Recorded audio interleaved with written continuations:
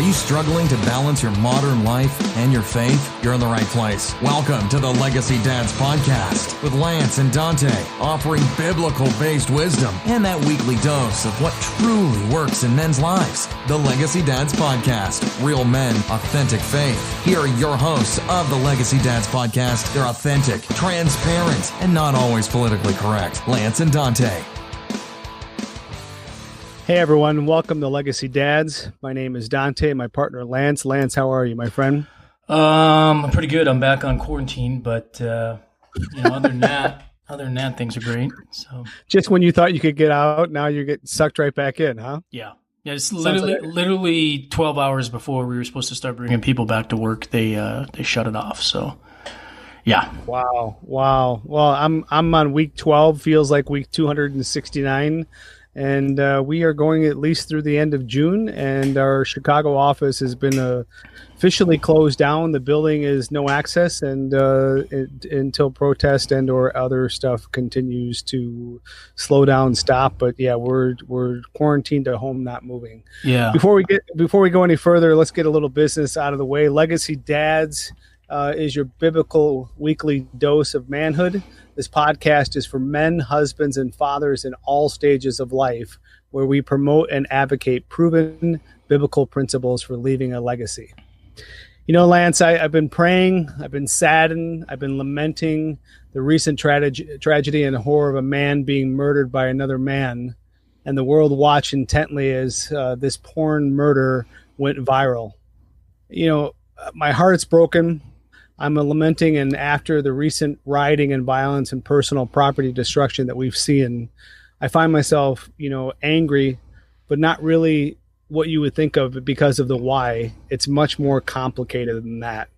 Yeah. I'll tell you, Dante, just being in all transparency here, when I first watched the video, I broke down, I got emotional, and I went to my wife and I was asking her, I said, I don't care what color you are. I was like, how do you as a human being not have any compassion and empathy for someone who's clearly gasping for their life? Like it was beyond me. I couldn't understand that.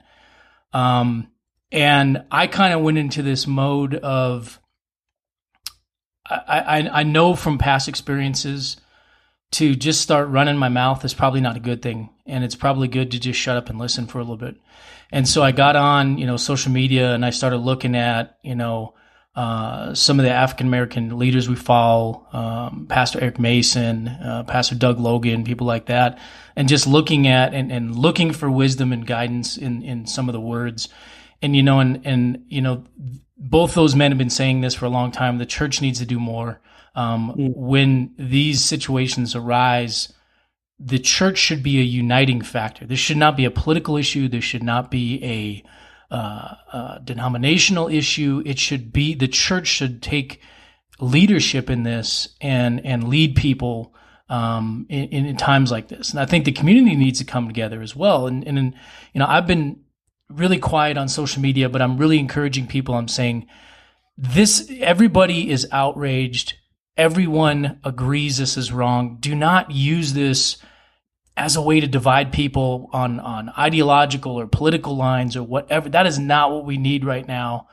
And especially in the church, I think we need to rise above this and do more. We need to come together and have discussions, or just bring leaders into a room and listen, because it's getting frustrating. It's getting frustrating to see this over and over and over again. And then, we get upset for a few days, and then it just goes back to normal. And I think this is the straw that broke the camel's back in my mind. And yep. I'm hoping and praying that we can move forward finally from this and not be sitting here 6 months from now talking about this again. Yep. I'll tell you, Lance, I've been really struggling. I no words, nothing to say. And finally, listen to the Holy Spirit. I just talked to my brother in Christ, who is our guest on this podcast. We're going to introduce him here in just a few moments, but his name's Jamie Clay. And the other day, Jamie is a leader of his church. He's a leader in the business world. He is an African-American, and he understands all of this much better than I ever will or can. And the words of wisdom that he shared with me and his heart in all of this gave me great hope. And we need to reach out to these young men and educate and show love and understanding as the church instead of anger and malice. Violence should never be the answer to overcome the issues that this nation has. Yeah, and you know, I put out I did the for the Legacy Dads, I did the Blackout Tuesday thing yesterday, but I made sure, and I said that, I said, you know, we absolutely, I don't think we have the right to tell people how they feel anger or rage or protest, and I think we absolutely support people's right to peacefully protest. You know, a lot of people throw around the words of Dr. Martin Luther King Jr. You know, I've seen this a lot on social media. You know, hate begets hate, violence begets violence, toughness begets greater toughness. We must meet the faces of hate with the power of love, and our aim should be never to defeat and humiliate the white man, but to win his friendship and understanding. And those are great words and all that, but I don't want to sit here, especially as a white man with blinders, and try to tell people how they grieve, how they mourn, or the anger they feel. But I do say that, you know, looting, violence against other people or against property is not the answer. But I understand the frustration and the rage that people are feeling when we're dealing with this situation yet again. So we just want to put that out as a disclaimer to everybody.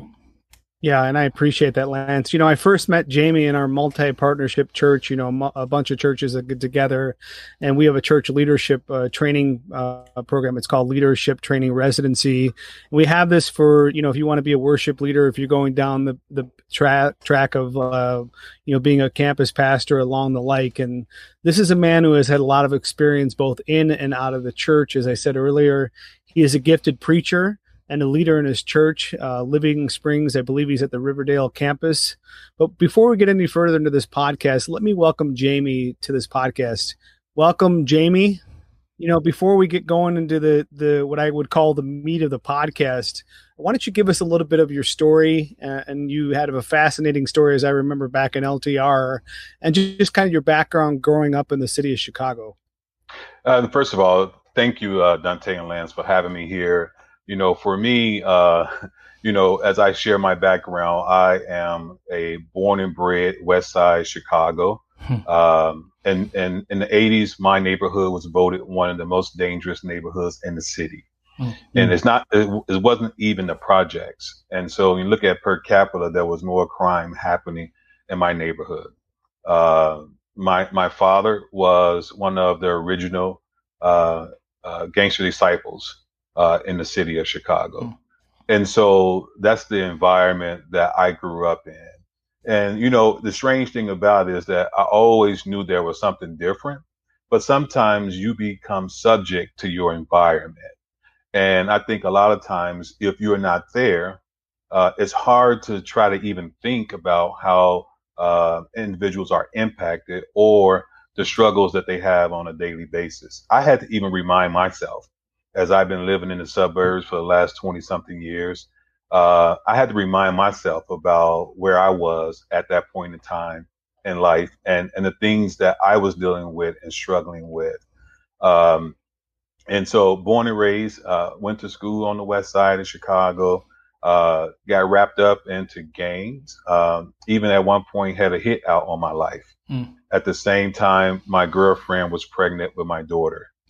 And so I decided to join the military, mainly because I wanted to be alive to see my daughter, but also understanding that I needed more structure in my life.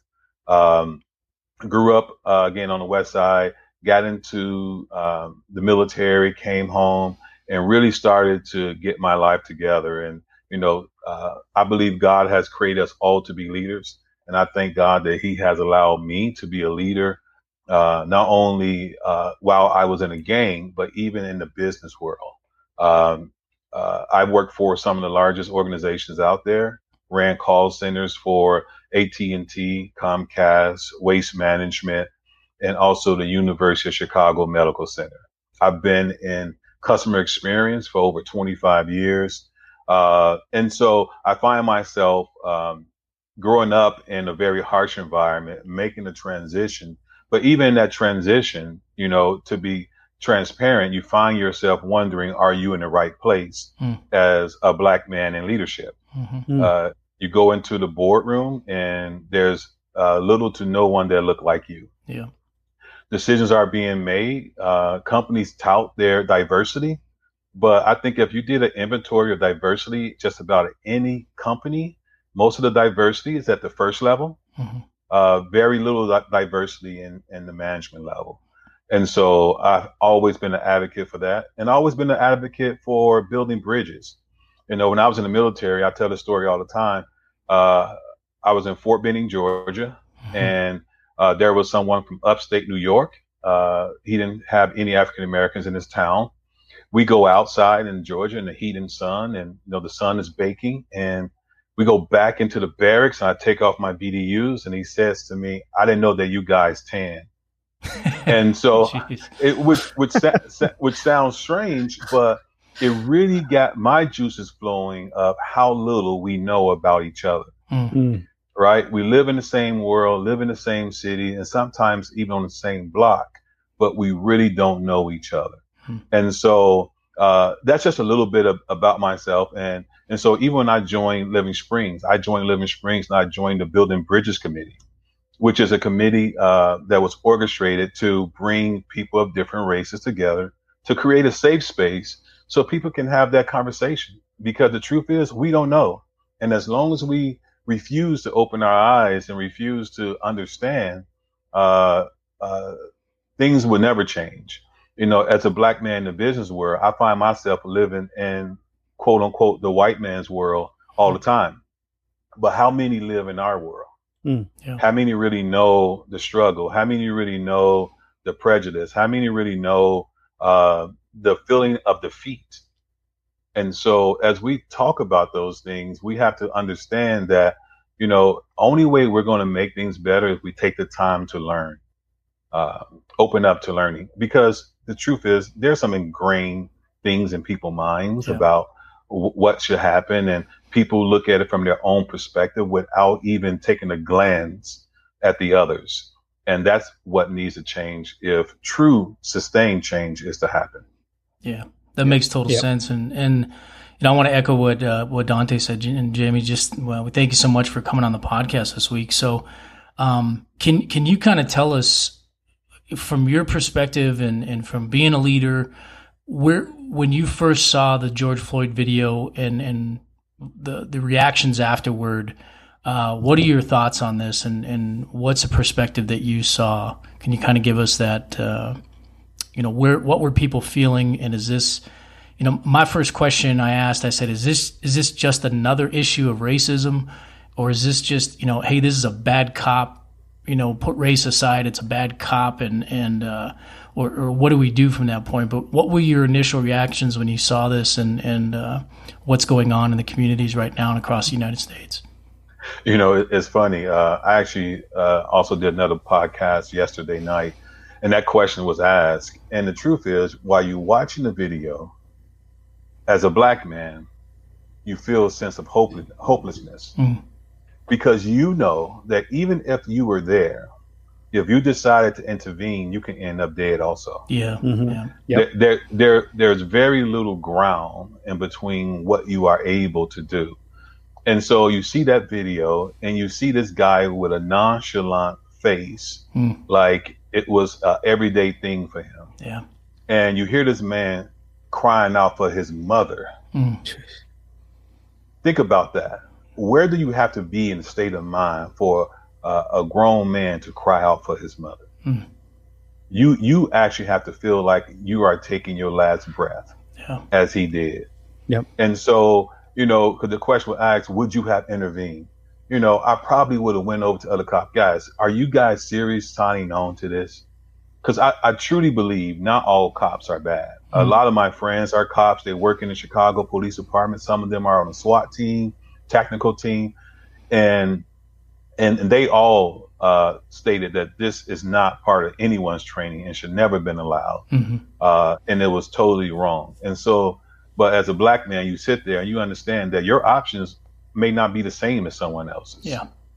that he may have listened to someone that was more like him. Mm. But for me, I may appear to be another threat. Right. And so you're not exactly small either, so I mean, you kind of have a large presence. But see, that's the thing, Dante. This man, it was a big man. Yeah. So I don't even know if it's all the way race. But what I do know, it was about power. Yeah. Yep. And so this was truly about power. I had a friend of mine who went downtown to protest and was really trying to help the protesters stay calm. And the police arrested him while he's 6'4". He's 280 pounds. And so whenever someone feels threatened, now let me assume my power. Let me show you who I am. Instead of reaching out a hand and say, thank you for helping. How do we work together? And so you first see the video, you're heartbroken. I mean, you are truly hurt because you understand that you can replace George Floyd's face with yours. Yeah. That, and Jamie, I appreciate you saying that, because the reason why I called you this week is as much as I tried to fathom what that would look like, I could still never put myself in that driver's seat. And I could never put myself in that situation. I mean, have I met cops that have an attitude, like you say, an authority, power, absolutely just hate the world? Absolutely. I mean, unfortunately, there are bad seeds, but that's in every aspect of life. Our pastor used to be a police chaplain, and he was asking, is this something that you normally see? And is this by the book, what he did? And every response was not whatsoever. Where the knee goes, how you're putting and subduing somebody into that control situation if they're fighting back. But that's not, on the neck. That's not on the breathing aspect. It should be on the small of the back up there, not on the lower back, but the upper part, where the shoulder blades come together to exude control. But it just blew me away to watch that. And I felt helpless and hopeless in the idea that I didn't know what to think or what to say or how to say it. And I think that's what kind of the Holy Spirit just led to this podcast and my phone call to you. And, as we're trying to process the loss of this man and was looking at that, I think the nation was fed up, and it was just so violent and just so uncalled for and so unnecessary that I think that there was an outcry on left, right, center saying you can't do that. That's just not right. It's not morally right. It's not physically right. It's not okay in any facet of the word, no matter who was underneath that cop's knee. And then all of a sudden, we take this to the next step, and we're not just arguing anymore. We're not fighting about, George Floyd. There's a much bigger thing going on here. And I think the question that has to be asked, and maybe this isn't the time, but I love this about you, is that I can ask these questions without worrying about offending you, is do you think that there is much more to play in what's going on with the violence and the discord that we're seeing in the cities, in the states, in the suburbs that are going on all around us, all over the country? Yeah. You know what? I think, no, not a good question, but I think most definitely there is, right? George Floyd was the latest, right? He wasn't the only one. And so even, when people say, hey, this is getting frustrated, the fact of the matter is this has always been frustrating. This has been a powder keg waiting to explode. And and so when you look at the events that happened afterwards, right? It started out with peaceful protests, and then it turned violent. And so, I mean, I don't know if you're on my Facebook page, Dante, but I put a page or a message out saying this is stupid. Why are you looting? This and that. And that's when I said I had to remind myself, where would I have been if I was in the same predicament as these young people? Who live in a world where they're literally treated as second-class citizens. And, I remember when Obama was running for president, the question was asked, is there two United States? And my first mind would say no. I mean, I served in the military. I was a sergeant in the military. But then my second mind said, yes, there are two sets of rules that we are governed by. I talk about how when they put up the crime bill in the 80s and a lot of Black Americans were upset right? About it now. Then I said, I remember the 80s. I remember that my grandmother was petitioning for the crime bill because there had to be something to change in the community to bring peace. I said the issue with the crime bill and many other laws is that the way it's administered is depending on how you look. It's depending on your background, where you come from. And so not that I would ever support looting, but something has to be said about why now are actions happening so swiftly. Mm-hmm. Think about it. I don't think a police have ever been charged in that quick of a time frame. Mm-hmm. Right. And the only way he was charged, the only reason he was charged is because there was a video to say it. Exactly. Because the report that the police filled out did not even had any inkling of what really happened. No. And so you look at it, the report is totally wrong. It's hiding the facts. And the only reason the truth came out is because some 17-year-old girl put out her phone and videoed it. And so when you think about that, even when it comes to drugs, the law is applied differently. And, one of my police friends said, is there systemic racism in the police department?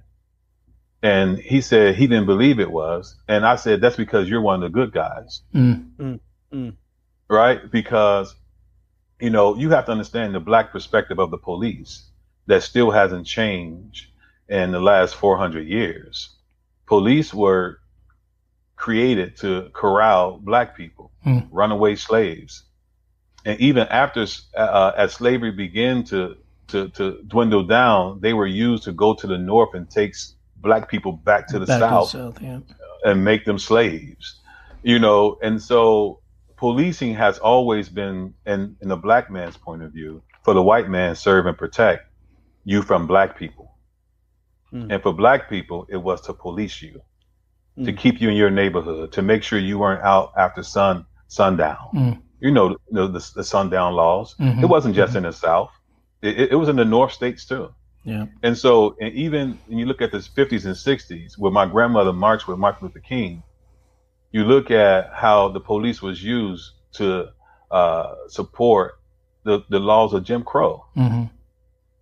And so that still hasn't changed, because the essence of policing, when I look at police in the Black neighborhood, they don't look like the neighbors. They don't live in a community, right? They all live in Bridgeport in Chicago. It's like there's no mingling. I remember growing up, there was a police officer who lived on our block. Yeah. If anything happened with the police, we called them and say, hey, what's going on? Yeah. That's not even an option anymore. He was a neighbor. He was one of your neighbors. Yes. Yeah. Yes.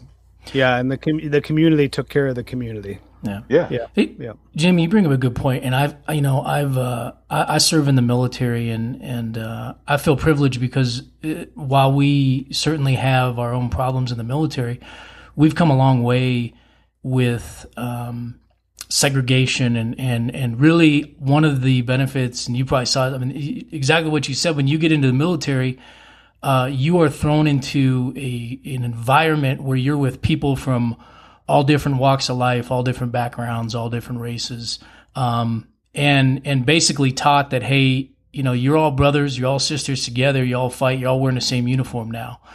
Right. And for me, I feel like for a long time, I was a big proponent of, and I've even said it on this podcast and previous podcasts that, come on, there's not systematic race. I mean, I get it. There's racists out there. There's bad people that have racist ideology, but there's not really systematic racism, is there? And, listening over the last week, I've started to change that point of view. And I think what you brought up a good point. I'd love you to talk about this too, it's almost like it's two different worlds. And as a white man, it's easy to say, I don't see any racism because, like you said, I'm not living in it. But can you kind of explain that for people like me and I'm, that are struggling with that? What is that environment? What you brought it up with the boardroom and those things like that. And, a good friend of mine said that as a white guy, yeah, you can run your mouth to the cop if you don't feel like you're being treated justly. As a black man, I don't have that option because I could get a gun in my face. I could get thrown on the ground. I could get arrested.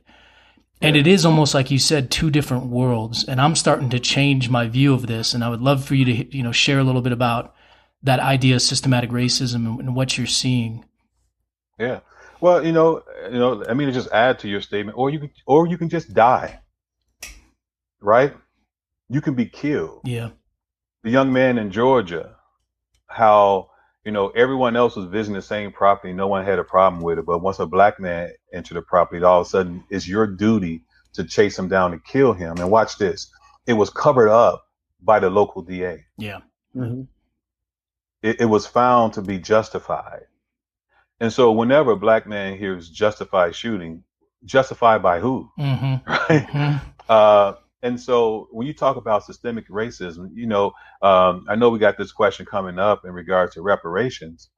As an African American, you were redlined, not only in where you were able to live, but the jobs that you had. You were redlined in regards to where you can go. I remember growing up, and you can go to a certain block. I lived on the west side of Chicago, and once you cross Austin, you go into Oak Park. They would say to you, and these were cops, they would say to you, "Hey, monkey, get back on your side of the street." Mm-hmm. And so systematic racism, it doesn't mean that every person in that system is racist. What it means is that the system was set up in a way that prohibited African Americans the same right and same justice as someone else. Right. And so whenever you have someone able to apply the law differently based off how someone looks, that's systematic, because there was no oversight on purpose so that those type of things can continue. When a black man has the same credit score as a white man, but his interest rate is higher and the amount that he gets on his loan is lower, right? That's systematic. We know for a fact that happened in all the banking industries. And so systematic, I think sometimes people look at it and they think about themselves, but don't understand how they even benefit from the system being what it is. Yeah. You didn't, I was going to say, you bring up a point too that, and this was Dante and I had a discussion with Pastor Doug Logan a couple years back on this issue. And one of the things that Doug told us, he said, "Lance, you have to understand, we are only one generation away from Jim Crow. We are only there is still a lot of hurt and pain, and that doesn't go away. I think the younger generations forget how close we are to slavery, how close we were to these laws that were still on the books in our country. Yeah. And I would love to hear. I mean, I think and maybe that's part of the feeling now. And I hear what you're saying here too, is that it hasn't been that long, and we've come a ways, but we haven't come all the way yet. Yeah, I mean, think about it. I mean, slavery 400 years ago, 50 years ago, we had Jim Crow. As I just stated, my grandmother marched with Martin Luther King. My great grandfather was a slave. And so when you think about that systematic depression or oppression, and then it's funny, and Martin Luther King said this: you tell a man to put himself up by his bootstraps. What if he don't have any boots? Right? And so, you and I think, it's so easy for someone who is not Black to say, get over it. This happened years ago. Well, no, it wasn't that far ago. I remember seeing my grandmother mistreated by a white person because she was African American. The only job that she can get was a housekeeper. And so when you think about those things, it is not far off. It is not far off to the distance. And so how you change 350 years of slavery and Jim Crow that was ordained by the government. And so, case in point, when Trump says now, I am the law and order president. When Black people hear law and order, what we hear is control. Yep. Because that was always the mantra of the governors and policemen in the South, law and order. Law and order strictly means we're going to keep you out of where we feel you don't belong. So, the language on that is a very sensitive topic for you guys when a president of the United States uses that. Yeah, because for us, it says that it's appealing to those, and let me say this, it's appealing to two types of people. The ones who may have a little racist stint in them, and for the ones who looks out at the chaos and say to themselves, we do need law and order. So it makes sense, right? But to a black man, we hear, we're going to come down hard on you now. Yeah, get the fire hoses out. Right. Get the fire hose ready because you are not following our rules. Mm-hmm. Think about it. Slavery was a rule. Mm-hmm. Right. Jim Crow was laws. And so there is no way any man should have to live under unjust laws. Mm-hmm. Hey guys, you've been listening to part 1 of this discussion of racism with Jamie Clay. We invite you guys to stay tuned for part 2, which we're going to release tomorrow. And we're going to discuss in that podcast the response and what the response should be from the church, what the response should be as Christians, and what the response should be in our community to addressing this issue and moving forward united as one body of Christ. So we invite you guys to stay tuned for that second half of this podcast with Pastor Jamie Clay. And as always, guys, we want to say we thank you so much for your support. You can head over to Apple Podcasts, Spotify, and Pandora, and subscribe and leave us a 5-star review. You can also hit us up on Instagram and Facebook and leave your comments in the private Facebook page. And as always, guys, we love you guys. We are praying for guys. We will see you next time. Take care, and God bless. Thanks so much for listening to this episode of the Legacy Dads Podcast with Lance and Dante. Real men, authentic faith. For more great content and to stay up to date, visit legacydads.org and on Facebook.com/LegacyDads and on Twitter @Legacy_Dad. If you enjoyed today's episode, please review and subscribe, and we'll catch you next time on the Legacy Dads Podcast. Real men, authentic faith.